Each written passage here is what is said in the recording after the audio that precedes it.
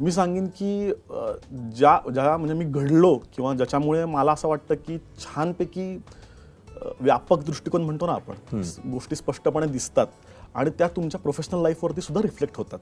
Progress तुमची professional असेल किंवा वैयक्तिक असेल, फॅमिलीची असेल, या सगळ्यामध्ये फिरण्याचा आणि खाण्याचा खूप मोठा वाटा आहे. कारण फिरल्यामुळे काय झालं माहिती आहे का, की मी ना खूप साऱ्या माणसांना भेटत गेलो आणि हे पुस्तक वाचल्यासारखं असतं. ते तिथे लगेच नाही रिफ्लेक्ट होत, पण ते दीर्घकाळ तुमच्या आयुष्यावर रिफ्लेक्ट करत असतं. म्हणजे एखादं पुस्तक आहे जे तुमच्या अभ्यासक्रमातलं नाही आहे, पण छान पुस्तक आहे, ते तुम्ही वाचलं तर तुम्ही लगेच वाचता नाही सांगू शकत की यामुळे माझ्या आयुष्यात काय फरक पडणार आहे.